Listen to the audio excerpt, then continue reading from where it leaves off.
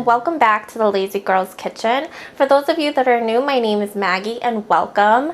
The summer season is finally here. Well, the weather is summery. It's not quite summer, but it's super nice outside. So today I wanted to share with you a no-bake layer cake. It's delicious. I will say it's a little time consuming, but I promise you it's worth every second. You will spend mostly just waiting for it to set rather than actually like doing stuff, but it's beautiful. I will say I made a little bit of a boo-boo when I was putting the cake back into the fridge because that's where it's gonna set. I ended up tripping over some lighting wire and the Jell-O actually went underneath the cake a little bit, which is fine. I just wanted to tell you, maybe when you do it, pour the last layer, which is the Jell-O layer, when the cake is in the freezer, or I mean in the fridge, I'm sorry. So that way you don't have to like physically pick it up because it is a little bit heavy, and that's where I went wrong. But I've been making this for years and it's never happened. So obviously the one time that I needed to look perfect, it does it. If you want to see how it comes together, keep on watching. So even though there's a few steps, the ingredients are really few. You're going to need some eggs, some chocolate syrup, some hot water, Jell-O of your choice, which I'm using strawberry. I think it works the best. Some gelatin. You're going to need 6 packets in all, sugar, and then some heavy whipping cream. You are going to need more heavy whipping cream and more water after this step. So the first thing we're going to do is we're going to prep our gelatin. So you're going to need 3 packets for this for about 1 cup of water. You're just going to go ahead and put your gelatin in, and you want it to cool. So this way, by the time we have to add it into our first layer, this will be nice and cooled. All right, so I'm going to go ahead and just mix this in slightly.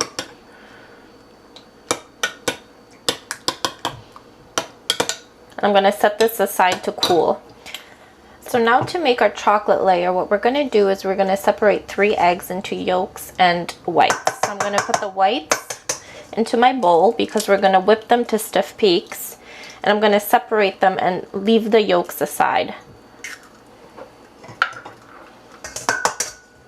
So now my egg whites are separated from my yolks. My yolks are aside. I'm going to use them later. And what I'm going to do is I'm going to whip these to stiff peaks, and then I'll meet you here so we can continue. This is exactly what you're looking for your mixture to be stiff. You could see I'm shaking it. It's not moving. It's not going anywhere. And for it to be nice and glossy. The sugar is actually what makes it so glossy. So at this point, we're going to go ahead and add in our egg yolks. And I'm going to mix this until everything is nicely combined.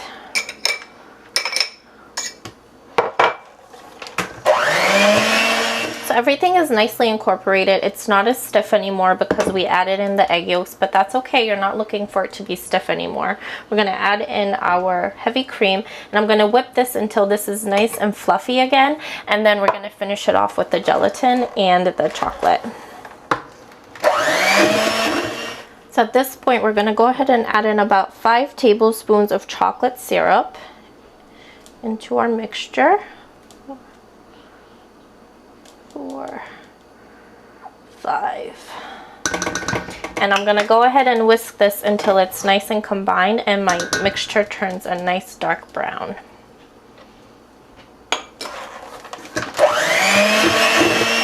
So my mixture is nice and combined. As you can see, it's nice and brown. Now when we're going to lay out our first layer, we're going to lay it out onto our pan. We want to make sure that it sets. This is where the gelatin comes in. So I'm going to go ahead and pour in my gelatin, make sure that it's cooled. And we're going to go ahead and mix this in with our mixture just until it's combined before we go ahead and add it to our pan.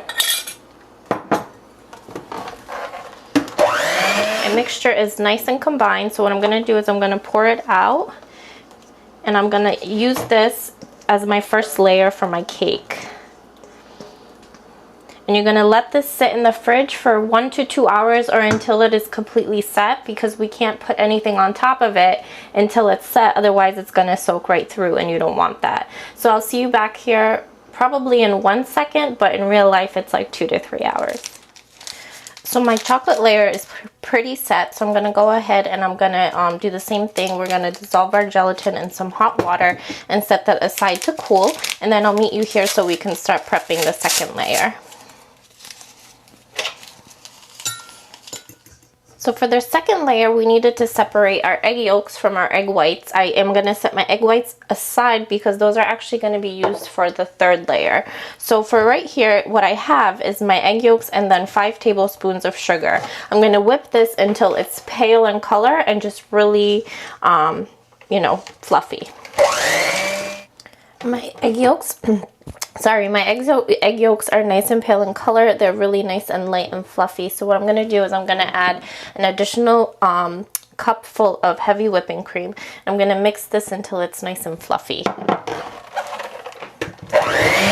Alrighty, so everything's nice and incorporated. You are not looking for this to reach stiff peaks. That's not what you want. When it's set, the gelatin is going to help it set so that it's nice and fluffy. You don't have to worry about whipping this till it's stiff. So at this point, I'm going to go ahead and add in my gelatin mixture, and I'm going to whip this till it's nice and combined.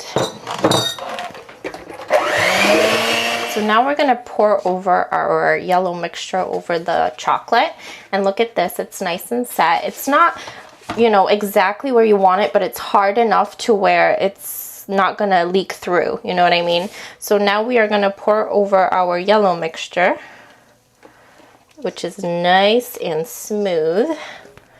Just scrape everything out of here. No man left behind in this kitchen. And then you're gonna just repeat the same step. You're gonna put this into the fridge until it's nice and set. My first layer set in about an hour and a half. So I'm gonna say this is gonna do the same, but you're not gonna do anything until it's nice and set, and then we'll continue with the third layer.